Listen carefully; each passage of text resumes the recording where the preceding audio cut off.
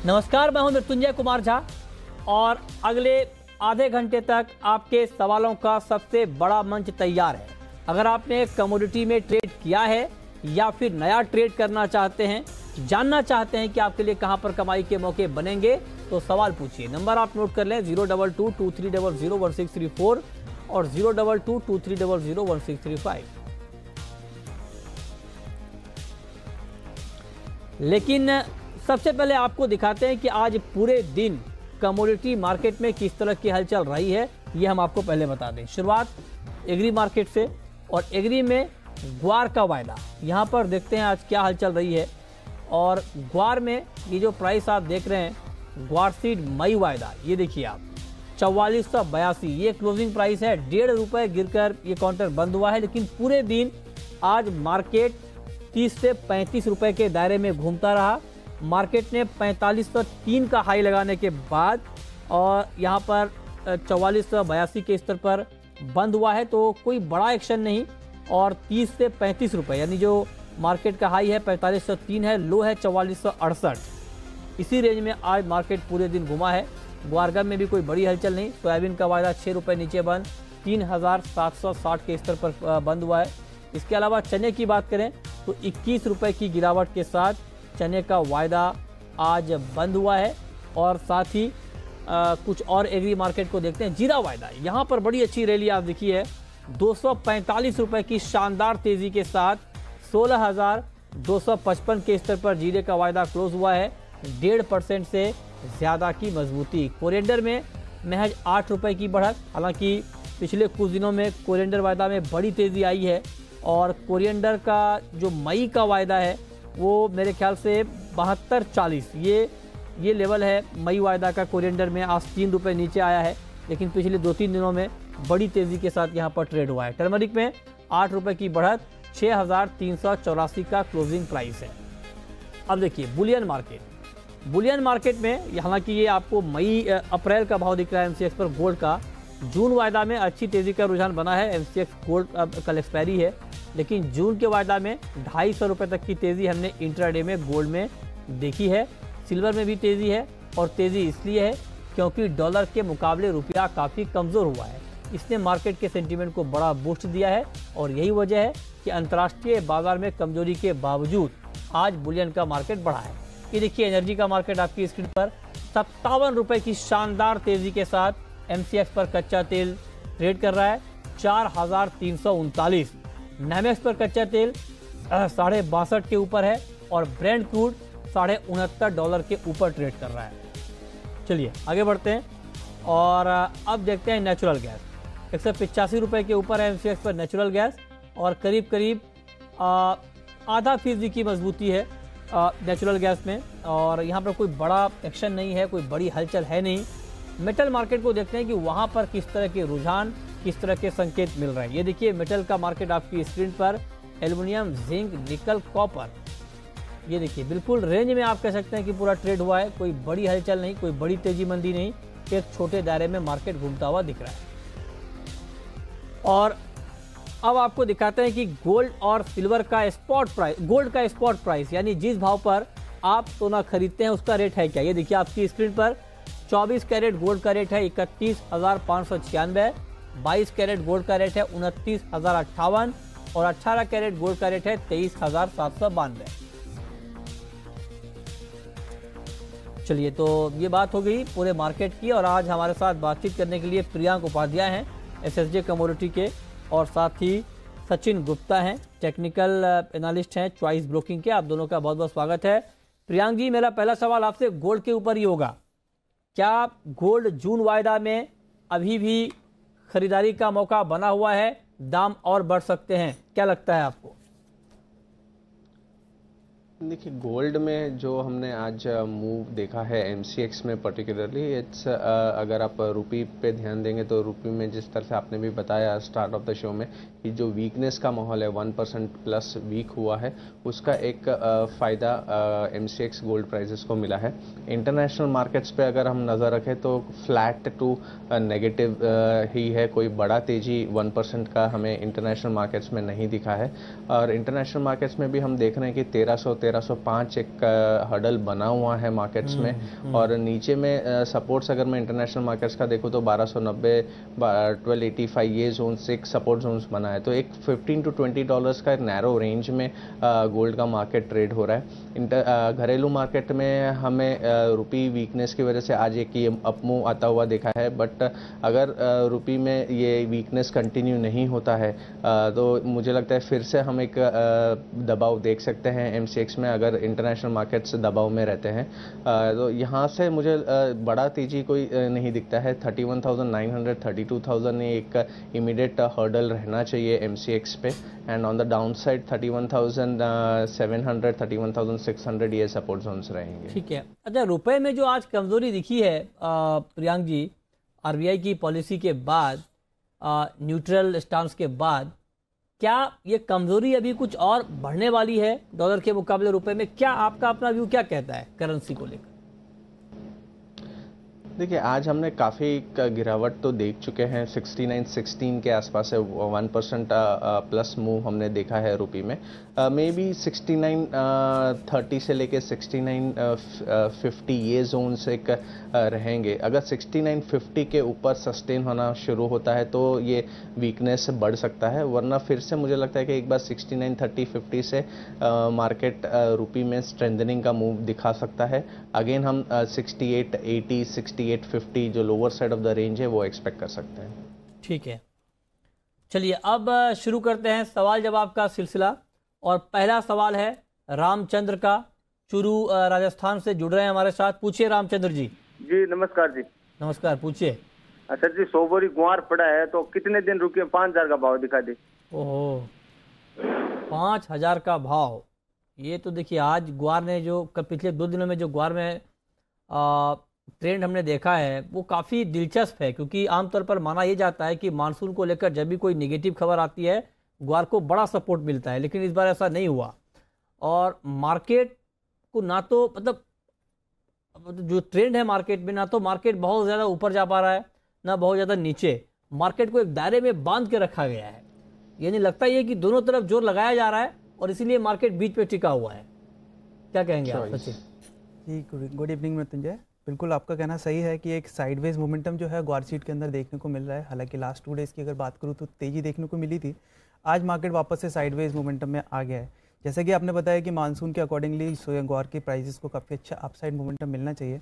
और मुझे लगता है कि मानसून को लेकर जो खबर अभी मार्केट में आ रही है उसके लिए ये अब कुछ कहना बहुत ज़्यादा जल्दी होगा। मुझे लगता है एक बार 15 से 20 अप्रैल तक का वेट करना चाहिए। जो IMD के जो आंकड़े आएंगे वो आने के बाद में फिर एक ओवरऑल डिसीजन लिया जा सकता है कि हाँ मानसून क्या रह सकता है। अगर बात की जाए अभी ग्वार सीट की, तो जो जैसा कि हमारे ट्रेडर्स का बोलना है कि 5,000 के लेवल्स कब तक दिखेंगे, तो मेरा बोलना है कि 5,000 के लेवल्स मुझे एट प्रेजेंट अभी इन लेवल्स यहाँ से नहीं लग रहे हैं। मुझे लगता है एक बार 4500 के आसपास में मार्केट एक रेजिस्टेंस फेस कर सकता है, लेकिन अब 4500-4550 के आसपास में अगर मार्केट सस्टेन करता है तो आने वाले टाइम में एक बार 4650 रुपये तक के लेवल्स हम इसमें देख सकते हैं। 4650 जी, ओके, ठीक है। ठीक है, चलिए आगे बढ़ते हैं। प्रियांक जी, आपका व्यू क्रूड को लेकर क्या होगा? कच्चे तेल में अभी अच्छी तेज़ी दिख रही है, क्या ये तेज़ी अभी और बढ़ने वाली है? और क्या आपको लगता है कि क्रूड में अभी खरीदारी का मौका बना हुआ है? देखिए, ऑलरेडी एक अच्छा रनअप क्रूड ऑयल प्राइसेस में हमने देखा है लास्ट फ्यू ट्रेडिंग सेशन से। आज भी एक पॉजिटिव अंडरटोन के साथ ट्रेड कर रहा है। मेरा मानना है कि मोमेंटम अभी भी पॉजिटिव है, शॉर्ट टर्म ट्रेंड अभी भी पॉजिटिव है, बट एक थोड़ा बहुत हैवी लग रहा है on the higher side. Maybe around 4380, 4400 यहाँ तक एक बार रैली एक्सटेंड हो सकती है, बट डिफ़िकल्ट रहेगा कि फर्स्ट गो में 4400 के ऊपर निकलना। वहाँ से मैं एक बार एक प्रॉफिट टेकिंग एक्सपेक्ट करता हूँ। तो at least in the short term मुझे लगता है कि 63 से लेके 63 हाफ और WTI ये लेवल से रहेंगे जहाँ तक ये रैली एक्सटेंड हो सकती है। अभी 43-44 के आसपास है। वेरी शॉर्ट टर्म अगर किसी का नज़रिया है तो बाई किया जा सकता है। मे बी अराउंड 20-25 रुपीज़ का डिप अगर आता है 4320, 4300 का रेंजेस में। 4270 के नीचे एक स्टॉप लॉस ज़रूर मेंटेन करना चाहिए, क्योंकि काफ़ी मार्केट ओवर स्ट्रेच्ड है, और 4380, 4400 would be the likely target zones. ठीक है, तो ये राय आपके लिए है। चलिए आगे बढ़ते हैं। और अब बात करते हैं, हमारे साथ ललित इस बीच जुड़ रहे हैं हरियाणा से। पूछिए Lalit. Good evening sir. Good evening, पूछिए। सर पिछले साल गवार सीड लिया था, 1500 बोरी पड़ी है, 4500 रुपए भाव में ली थी सर। मेरा एक मेन मकसद सर ये बता रहे हैं इसकी पैदावार कमजोर है और स्टैंड हो रहे, क्या कारण है सर ये बढ़ता? देखिए आवाज़ ठीक तरीके से नहीं आई है, लेकिन अगर आप समझ पाए हो सवाल, समझ लिया आपने? नहीं, मुझे आवाज़ काफ़ी ब्रेक हो रही है। मतलब क्या कारण है, किस चीज़ के लिए पूछ रहे हैं exactly? ग्वार के लिए क्यों हो रहा है? ग्वार में ऐसा, ग्वार में साइडवेज मोमेंटम क्यों हो रहा है, क्यों उनका बोलना ऐसा है क्या? क्योंकि पिक्चर अभी क्लियर नहीं है, जैसे कि लाइक सेंटिमेंट्स ओवरऑल खराब हो रहे हैं। जैसे 2 दिन के अंदर लास्ट प्रीवियस 2 डेज की अगर बात की जाए तो काफ़ी तेज़ी देखने को मिली थी, आज वापस से फिर वही साइडवेज मोमेंटम आ गया। बिकॉज ओवरऑल जो ट्रेडर्स का जो सेंटीमेंट है मानसून को लेकर वो अभी भी इंडिसिसिव है, इस वजह से ये सारी चीज़ें देखने को मिल रही है। लेकिन हाँ, जैसे कि मैंने आपको आपने सचिन इस मुद्दे पर कुछ लोगों से बात हुई है स्पॉट मार्केट में आपकी, जो आप कह रहे हैं कि वो बहुत क्लियर नहीं है? हाँ, मार्केट के सेंटीमेंट्स ही दिख रहे हैं ना मृत्युंजय। मार्केट के सेंटीमेंट्स लाइक 2 दिन में तेजी दिखती है, फिर 2 दिन में वापस से मंदी आ जाती है। मार्केट, एग्री मार्केट में क्या होता है, कई बार जानबूझ के भी सेंटीमेंट को बदला जाता है, ये तो आप जानते होंगे। एग्जैक्टली। हाँ, तो अभी ऐसा तो नहीं हो रहा है कि जानबूझकर मार्केट को दबाया जा रहा है? देखिए लॉन्ग टर्म की अगर बात की जाए तो तेजी तो है। अगर शॉर्ट टर्म के लिए मार्केट को दबाया भी जा रहा है तो लॉन्ग टर्म में इसका इम्पैक्ट बहुत ज़्यादा टाइम तक इसको दबा के नहीं रखा जा सकता है। तो लॉन्ग टर्म में इसमें अच्छे रिटर्न्स देखने को तो मिलेंगे। तो जैसा कि मैंने बोला कि एक बार 4650 रुपये तक के जो लेवल्स हैं वो शॉर्ट टर्म में देखने को मिलेंगे। मुझे लगता है अगर पोजीशन इनका ऑलरेडी है बाइंग में तो इनको होल्ड करके चलना चाहिए। ठीक है, अगला सवाल नवीन का है हरियाणा से। पूछिए नवीन। सर मेरे को लेड के बारे में पूछना था। मेरी लेड प्लस है 142 से। अच्छा, 142 पर लेड आपने बाय किया है, ठीक है। हाँ सर। क्या प्रियांक जी, क्या सुझाव है आपका इनके लिए? 139 के आसपास है भाव अभी, 142 इनके बाइंग लेवल से 3 रुपए नीचे का भाव अभी दिख रहा है। तो क्या इनको रुकना चाहिए, वेट करना चाहिए, भाव मिलेगा? देखिए मेरे हिसाब से लेड का जो काउंटर है वो एटलीस्ट शॉर्ट टर्म में नेगेटिव फोर्सेस ज़्यादा दिखते हैं। 142 जो उन्होंने बाइंग किया है वो लेवल मुझे लगता है कि उसके ऊपर अगर सस्टेन करे 1 से 2 दिन तो एक तेज़ी का माहौल बनेगा, वरना 136 135 ग्रेजुअली ये काउंटर आ सकता है। अभी 139 के आसपास है, अगर यहाँ से 1 रुपये ऊपर भी रैली आती है मे बी अराउंड 140 के आसपास, तो वहाँ पे बाय पोजीशन में से एग्जिट ले लेना चाहिए। 140 के आसपास सेल भी किया जा सकता है इस काउंटर को। 142 के ऊपर एक स्टॉप लॉस रहेगा एंड 136 शॉर्ट टर्म टारगेट्स रहेंगे। ठीक है, इस पर आप नजर रखिए। अगला सवाल है विकास का हरियाणा से। हेलो जी पूछिए। Sir cotton seed oil cake के बारे में पता करना है। Cotton seed cake, cotton seed cake की डिमांड ठीक ठाक बढ़ी है और यही वजह है कि दाम भी ठीक ठाक बढ़े हैं। आज भी देखिए मार्केट 32 रुपए से ज्यादा की तेजी के साथ 2367 के ऊपर बंद हुआ है। अभी और गुंजाइश है ऊपर जाने की। एग्जैक्टली जिस टाइप से डिमांड इंक्रीज हो रही है और फंडामेंटल्स काफ़ी बुलिश नज़र आ रहे हैं, मुझे लगता है कि अभी और अपसाइड मोमेंटम इसमें देखने को मिल सकता है। मेरे हिसाब से इसमें जो है अपसाइड का जो रेजिस्टेंस टेक्निकली मुझे लग रहा है वो एक बार 2420 के आसपास में आ रहा है। तो वहाँ तक के लेवल्स तो मार्केट एक बार टेस्ट कर सकता है, वहाँ से फिर एक बार रिवर्सल देखने के एक्सपेक्टेशन। अगला सवाल है पंकज गुप्ता का एमपी से। पूछिए गुप्ता जी। सर चांदी 37,500 से बाय करके चल रहे हैं और टेक्निकल व्यू पे ऐसा लग रहा है कि ये अपना लाइफ टाइम लो लगाए कि 36,400। तो एग्जिट हो जाए या एवरेज करें, क्या करें? क्या करें प्रियांक जी चांदी में? चांदी में अभी भी ट्रेंड जो है डाउन साइड का दिखता है। आज जिस तरह से रुपी में हमने वीकनेस देखा है उसके बावजूद कोई इतना बड़ा फ़ायदा चांदी के काउंटर में एमसीएक्स में नहीं दिखा है। इंटरनेशनल मार्केट्स में अभी भी दबाव है, तो नेगेटिव अंडरटोन के साथ ट्रेड्स होंगे। 37,500 600 एक स्टिफ रेजिस्टेंस है एंड मुझे लगता है कि एक बार 36,800 से लेकर 36,600 के लेवल्स हम शॉर्ट टर्म में एक्सपेक्ट कर सकते हैं। तो it's a sell and rallies candidate. Okay ठीक है, तो आप कह रहे हैं कि तेजी पर चांदी में बिकवाली करनी चाहिए। लेकिन मानसून की काफ़ी बात हो रही है। कल ही स्काईमेट ने अपना पहला अनुमान दिया है जिसमें यह कहा है कि 93% के आसपास बारिश होगी, जो कि सामान्य के मुकाबले कम है। लेकिन ये हम आपको ये दिखा रहे हैं कि पिछले 5 साल में मानसून का अनुमान और वास्तविक बारिश के बीच क्या तालमेल रहा है। तो ये आप देखिए अपनी स्क्रीन पर आईएमडी ने 96%, 2014 में 96% का अनुमान दिया था, स्काईमेट ने 94% का दिया था और बारिश हुई थी 88%। 2015 में आईएमडी का अनुमान था 93% का, स्काईमेट का अनुमान था 102% का और वास्तविक बारिश हुई 86%। 2016 में 106% का अनुमान था आईएमडी का, स्काईमेट का 105% का, लेकिन वास्तविक बारिश हुई 97%। हाँ, लेकिन 2017 में स्काईमेट का तो एग्जैक्ट अनुमान रहा और आईएमडी के अनुमान के आसपास ही बारिश हुई। 14 में 96%, 15 की का आप देख रहे हैं, 16 का आप देखिए 106% का अनुमान था आईएमडी का, 105 का था स्काईमेट का और वास्तविक बारिश हुई 97%। 17 में बिल्कुल आसपास ही रही, अनुमान के मुताबिक ही रही बारिश। और 18 में 2018 की बात करें तो 18 में आप देख रहे हैं कि 97% आईएमडी का अनुमान था, स्काईमेट का था 100%, लेकिन वास्तविक बारिश हुई 91%। तो ये हम आपको दिखाया ताकि आप सिर्फ पहले अनुमान पे पैनिक ना हो जाएं, आगे भी और भी अनुमान आएंगे और कोई ज़रूरी नहीं है कि जो अनुमान दिया गया है उसी के अकॉर्डिंग बारिश हो, ऊपर नीचे भी हो सकती है। तो सिर्फ इसी को बिल्कुल अंतिम सत्य मानकर आप ना चलें, ये दिखाने का हमारा मकसद है कि मानसून के पिछले 5 साल का अनुमान और एक्चुअल बारिश कैसी रही है। ठीक है, अगला सवाल इस बीच पंकज का है अहमदाबाद से। पूछिए पंकज। 222 पे सेल है जिंक। 222 पे जिंक आपने सेल किया है? हाँ। ओहो, मार्केट 226 के ऊपर है। प्रियांक जी क्या करें अब?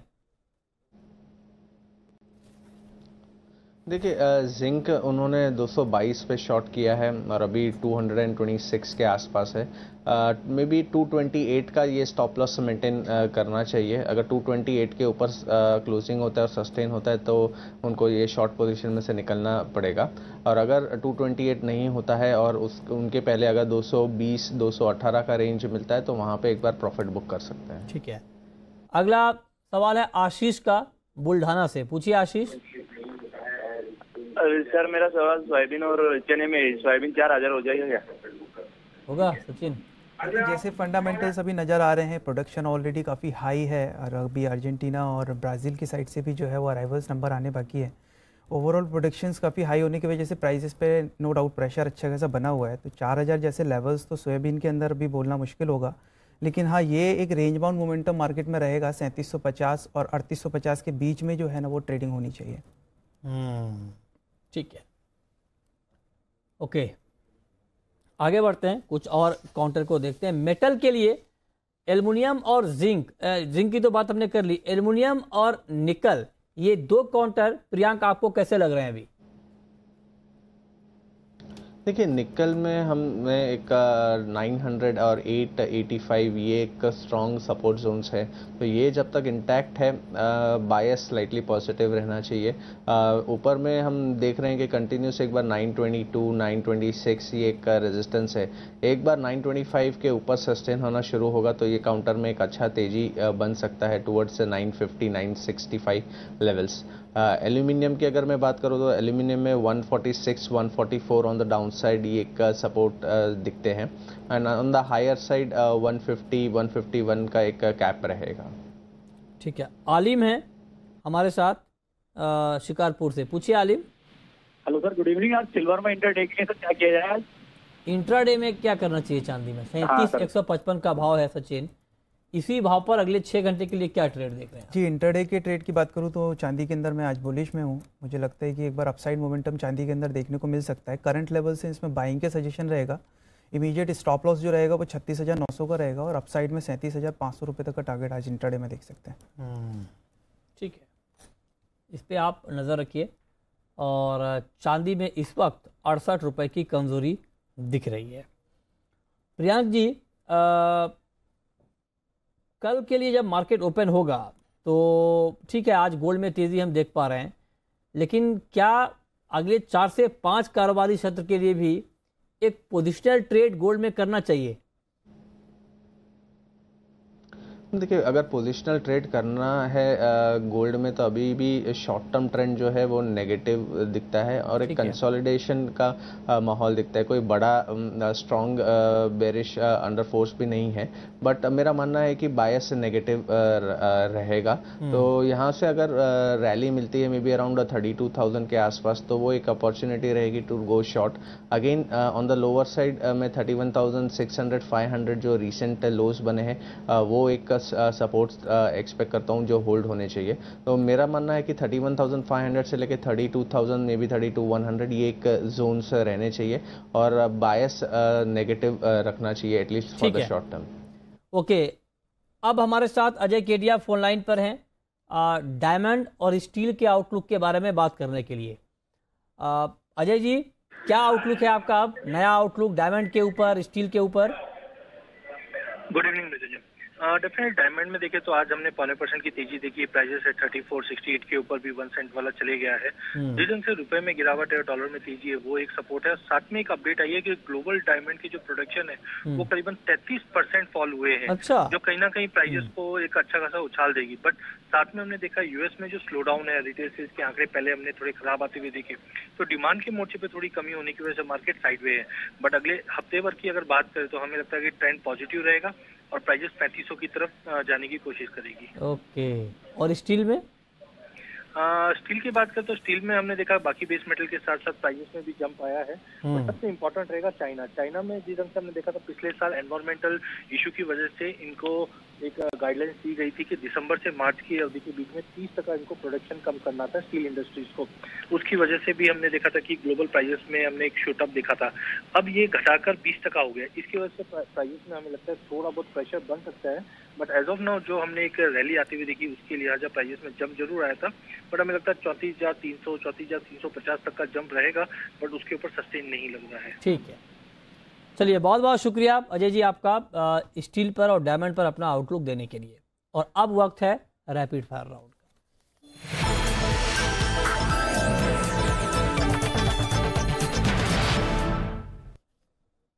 क्या आउटलुक है आपका? पहली कॉल क्या होगी आपकी सचिन? मेरी पहली कॉल गोल्ड में होगी। गोल्ड में मुझे बाइंग अपॉर्चुनिटी लग रही है इंट्राडे के लिए। 31,750 के लेवल के आसपास से बाइंग पोजीशंस बना सकते हैं। इमीडिएट स्टॉप लॉस 31,660 का होगा और अपसाइड में 31,900 का टारगेट होगा। आपकी कॉल प्रियांक? लेड में हमारी सेलिंग की स्ट्रैटेजी रहेगी। करंट लेवल्स या मे बी 140 के आसपास भी सेल किया जा सकता है। स्टॉप लॉस 142 रहेगा और शॉर्ट टर्म टारगेट्स 136 के रहेंगे। आपकी आखिरी कॉल? मेरी नेक्स्ट कॉल क्रूड में बाइंग का रहेगा। 4310 4320 के लेवल से बाइंग पोजीशन से इनिशिएट कर सकते हैं। 4260 का एक स्टॉप लॉस रहेगा, 4380 का टारगेट रहेगा। चलिए, बहुत बहुत शुक्रिया सचिन आपका और प्रियांक आपका भी हमसे जुड़ने के लिए, बताने के लिए कि आज कमोडिटी में किस तरह का ट्रेड करना फायदे का सौदा होगा।